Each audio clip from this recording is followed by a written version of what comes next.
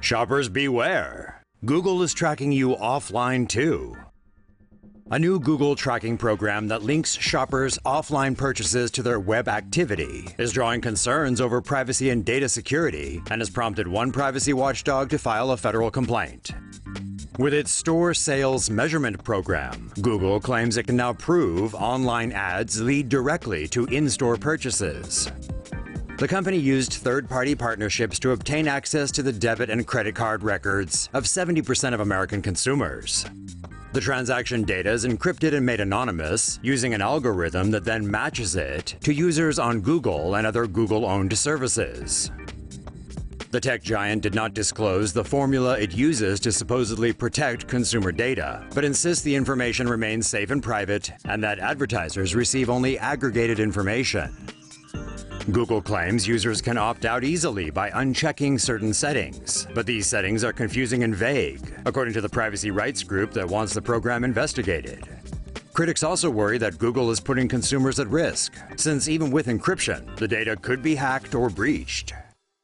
Don't let YouTube ad bots dictate what TomoNews reports. Support us at patreon.com/TomoNews. Privacy? What privacy? How to protect your personal data at the US border. Business people and journalists have long been paranoid about protecting their personal data when visiting countries like China and Russia.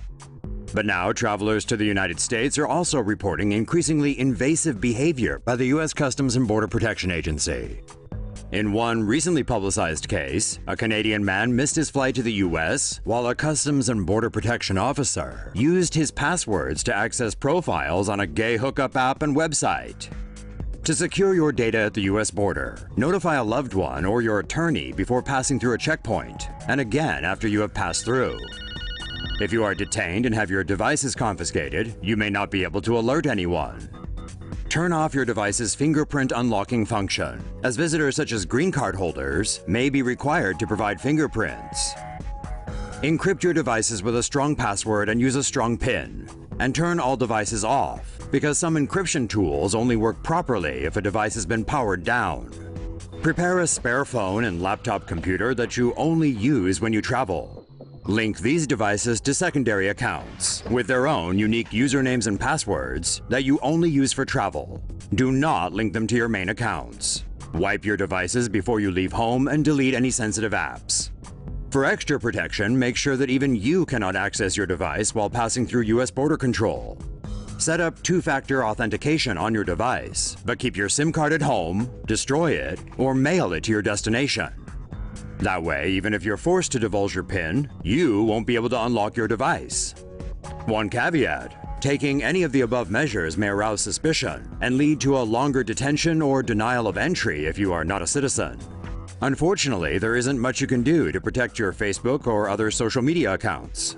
A fake account might fool an individual officer, but experts strongly advise against doing anything that could be construed as lying to a government agent. Facebook knows all your browsing habits.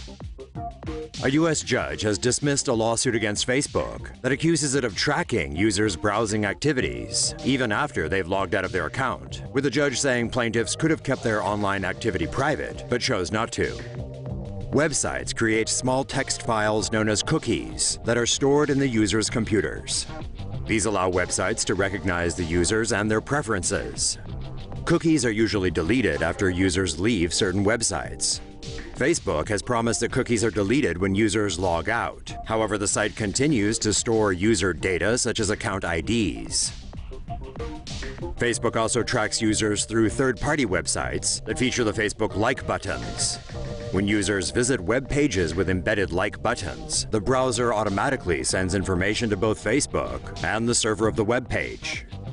Facebook started using web browsing data for interest-based advertising in 2014, which displays ads for products that users have already been looking at in their Facebook feed. Users can choose to opt out of this type of advertising by modifying their account settings.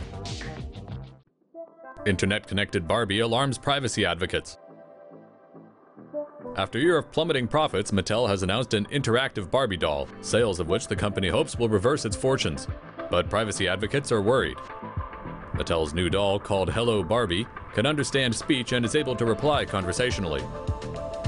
When a button on the doll is pressed, it records the user's speech, then sends the recording via Wi-Fi internet connection to a cloud server.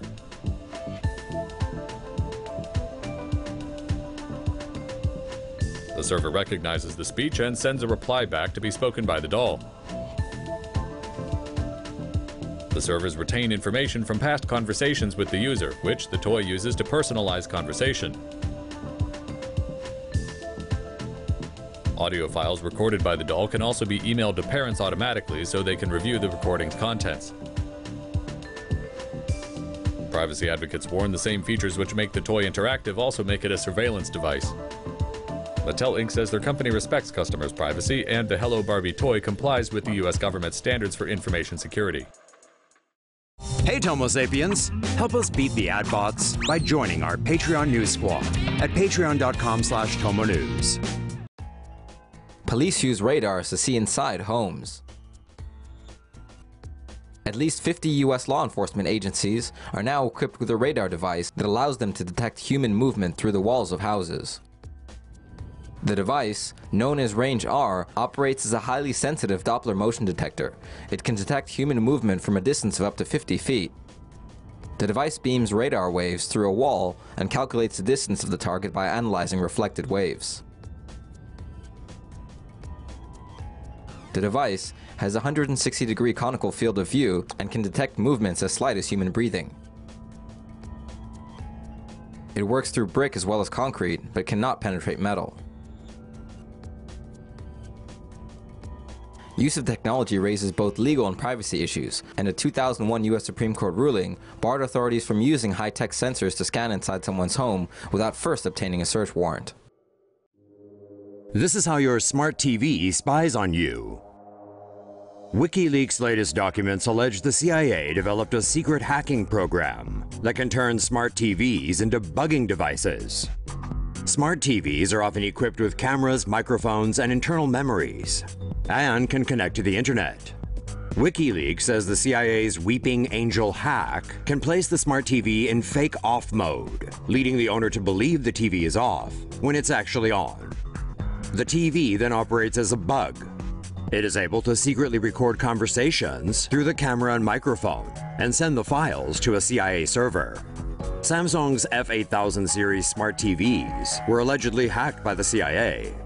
Vizio, which has sold more than 11 million smart TVs since 2010, was fined $2.2 million last month after it was found to have been tracking audience habits without asking permission first. LG's current smart TVs do not collect user data, but the older models do. License plate readers are targeting poor people. Automatic license plate recognition systems are in use all over the United States, but both cops and private agencies appear to be using them to target low-income individuals.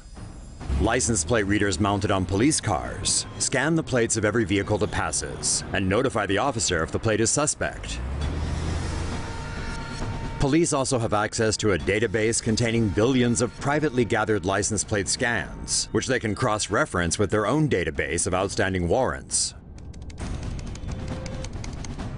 The scans come mainly from private debt collection agencies, who use the technology to track down and collect bounties on vehicles flagged for repossession. At least 2 companies from Massachusetts admitted to targeting low-income areas whose residents are more likely to be behind on payments.